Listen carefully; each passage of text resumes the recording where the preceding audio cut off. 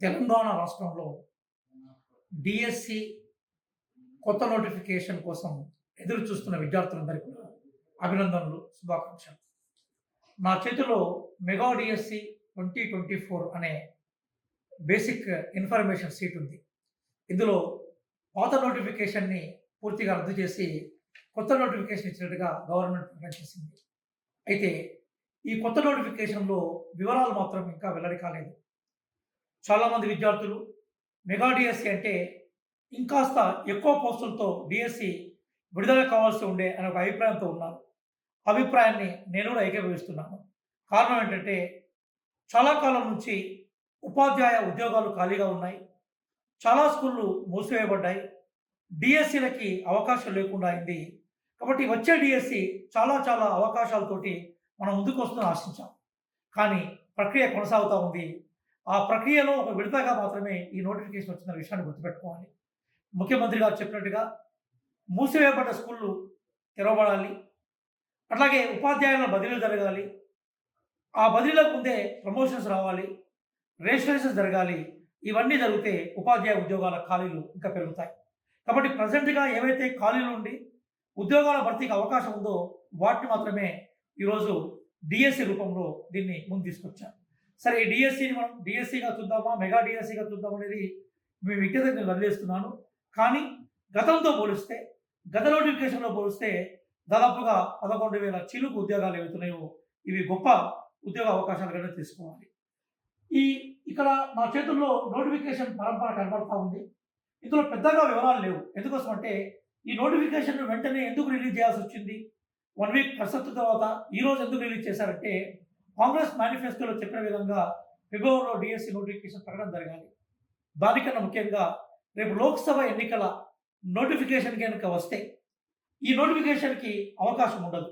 మరి లోక్సభ ఎన్నికల నోటిఫికేషన్‌కి ముందే నోటిఫికేషన్ ఇవ్వాలని ప్రభుత్వం భావించింది. ఎన్నికల నోటిఫికేషన్ వస్తే ఏ నోటిఫికేషన్‌కి అవకాశం లేదు కాబట్టి ఈ నోటిఫికేషన్ రిలీజ్ చేస్తే ఇన్ఫర్మేషన్ బులెటిన్‌ని తర్వాత రిలీజ్ చేస్తే విద్యార్థుల వివరాలు చెప్పే అవకాశం ఉంటుందని వాళ్ళు భావించారు. నేను తెలంగాణ ఉద్యమకారుడిగా, అట్లాగే నిరుద్యోగులకి సంబంధించిన ఒక మిత్రుడిగా నేను కోరుకుంటుంది త్వరలోనే విద్యా వ్యవస్థ ప్రక్షాళన జరగాలని, మూసివేయబడ్డ స్కూళ్ళని తెరవాలని, రిజిస్ట్రేషన్ జరగాలని, ప్రమోషన్లు ఇవ్వాలని, బదిలీలు జరగాలని, మిగిలిన ఉద్యోగాలతోటి మరొక నోటిఫికేషన్‌కి మరొక అవకాశం ఇవ్వాలని నేను కోరుకుంటున్నాను. మీతో పాటుగా ఆ కోరిక ఏదైతుందో అది నెరవేరాలని భావిస్తున్నాను. ఇప్పుడు మన ముందున్న ఈ నోటిఫికేషన్ వివరాల్లో ఈ మొదటి పేజీ అంతా కూడా చిన్న నోటిఫికేషన్. ఇది ఓన్లీ 4 పేజీల నోటిఫికేషన్ మాత్రం ఇచ్చారు. మొదటి పేజీ అంతా కూడా గత నోటిఫికేషన్‌ని క్యాన్సల్ చేసిన విషయాలే ఇందులో చెప్తూ వచ్చారు. ఆ క్యాన్సల్ చేసి మేము కొత్త నోటిఫికేషన్ ఇస్తున్నాం అన్న విషయాన్ని కూడా చెప్తూ ఈ కొత్త నోటిఫికేషన్‌లో ఎస్‌ఈడీకి సంబంధించిన వివరాలు, అట్లాగే మరికొన్ని స్పెషల్ టీచర్లకు సంబంధించిన వివరాలు, అట్లాగే స్కూల్ అసిస్టెంట్‌కి సంబంధించిన వివరాలని ఇక్కడ మెన్షన్ చేశారు. ఈ రెండో పేజీ విషయానికి వస్తే ప్రధానంగా ఈ అప్లికేషన్ల పరంపర మనకి మార్చి 4న ఆరంభమవుతుందని, ఏప్రిల్ 2న ముగుస్తుందని, దాదాపుగా 1 మంత్ డ్యూరేషన్ ఉంది అన్న విషయాన్ని చెప్పారు. కానీ ఇక్కడ కొంచెం ఫీజు మాత్రం 1000 పెట్టారు. ఈ ఫీజు తగ్గించాల్సిన అవసరం ఉంది. నిజంగా కొంచెం విద్యాధికారులు ఆలోచించి ముఖ్యమంత్రి గారికి విజ్ఞాపన చేస్తే మంచిగా ఉండేది. ఎందుకంటే ప్రతి పోస్ట్‌కి 1000 ఫీజు పెడితే ఇది కొంచెం విద్యార్థుల మీద భారంగానే ఉంటుంది. ఈ ఫీజుని కొంచెం తగ్గించే విషయంలో ప్రభుత్వం సానుకూలంగా వ్యవహరిస్తే బాగుంటుందని మేము భావిస్తా ఉన్నాం. అలాగే మోడ్ ఆఫ్ పేమెంట్ విషయాలు ఉన్నాయి. అలాగే ఏజ్‌కి సంబంధించిన విషయాలన్నీ కూడా పేజీ నెంబర్ 3లో పెట్టారు. ఇందులో 46 సంవత్సరాల వరకి మనము డిఎస్సి రాసే అవకాశం ఇచ్చారు. ఇది మంచి అవకాశం. ఇందులో ఎస్సీ, ఎస్టీ, బీసీ అట్లాగే ఈడబ్ల్యూఎస్ రిజర్వేషన్ ఎవరికైతే వర్తిస్తుందో వాళ్ళకి 5 సంవత్సరాల రిలాక్సేషన్ ఇచ్చారు. ఆల్రెడీ జాబ్‌లో ఉన్న వాళ్ళకి, గవర్నమెంట్ జాబ్‌లో ఉన్న వాళ్ళకి 5 ఇయర్స్ రిలాక్సేషన్ ఇచ్చారు. ఎక్స్ సర్వీస్ పీపుల్‌కి 3 ఇయర్స్ ఇచ్చారు. ఫిజికల్లీ ఛాలెంజ్డ్‌కి eligibility criteria, rule of reservation structure and syllabus for each category of post is given in information bulletin అని చెప్పారు. కమిషనర్ స్కూల్ ఎడ్యుకేషన్ వారి పేరు మీద ఈ నోటిఫికేషన్ రిలీజ్ చేశారు.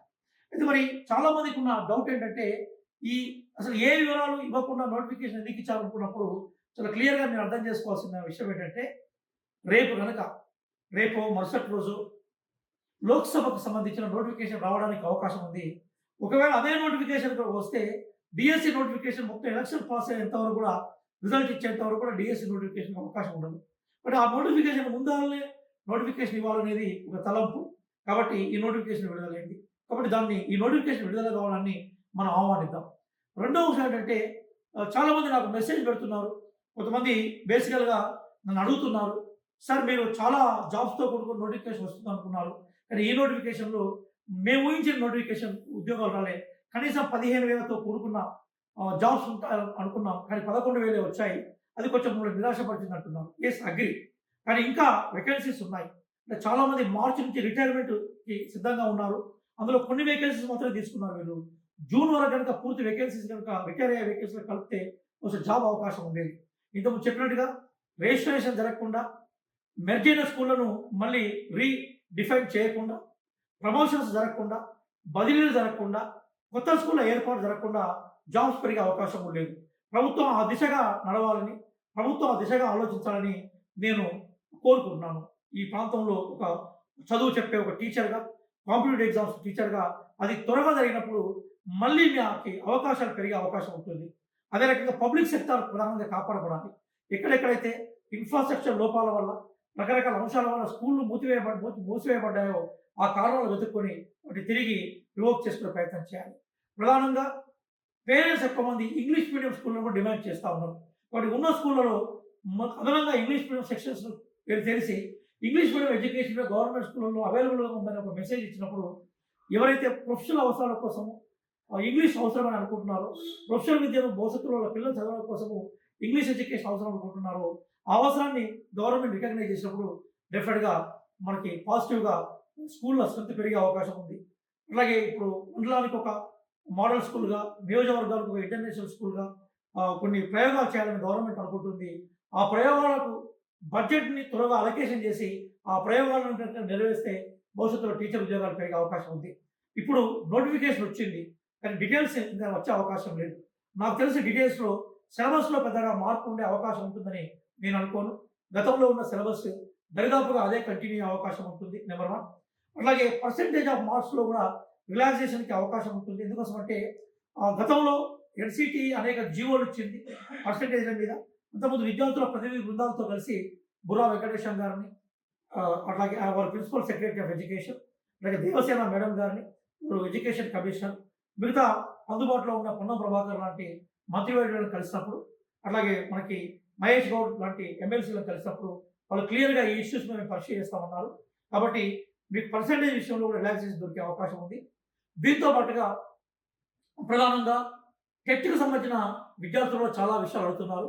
అయితే టెట్‌కి ఎలక్షన్ నోటిఫికేషన్‌కి సంబంధం ఉండదు. ఎలక్షన్ నోటిఫికేషన్ వచ్చినా టెట్ అవకాశం ఉంది. కానీ టెట్ మనకి డీఎస్సీ మాత్రం ఎలక్షన్ నోటిఫికేషన్‌తో సంబంధం ఉంటుంది కాబట్టి డీఎస్సీ నోటిఫికేషన్ వచ్చిన తర్వాత అంతకుముందు ఎన్‌సీటీ ఆర్డర్స్ ప్రకారము ఇయర్‌లీ 2 సార్లు టెట్ నిర్వహణ జరగాలి. ఆ దిశగా కూడా గవర్నమెంట్ ఆలోచించి టెట్ పాస్ కాని విద్యార్థులకు టెట్ నోటిఫికేషన్ ఇవ్వాలి. డీఎస్సీ ఇవ్వడాన్ని మనం వెల్కమ్ చేయాలి. ఒకవేళ డీఎస్సీ నోటిఫికేషన్ ఇప్పుడే రాకుంటే రేపో మరుసటి రోజు పార్లమెంట్‌లో లోక్‌సభ ఎలక్షన్స్ వస్తే మాత్రం డీఎస్సీకి అవకాశం లేదు కాబట్టి డీఎస్సీ నోటిఫికేషన్ ఇవ్వడం సరైంది. అదే రకంగా చాలామంది టెట్ విద్యార్థులు కూడా మాకు అవకాశం లేకుండా అయిపోయింది. మేము ఇంకా టెట్ రాసే అవకాశం ఉంటుంది అంటున్నారు. టెట్ నిర్వహణ మీద కూడా గవర్నమెంట్ కసరత్తు చేయాలని ముఖ్యమంత్రి గారికి నేను విజ్ఞప్తి చేస్తున్నాను.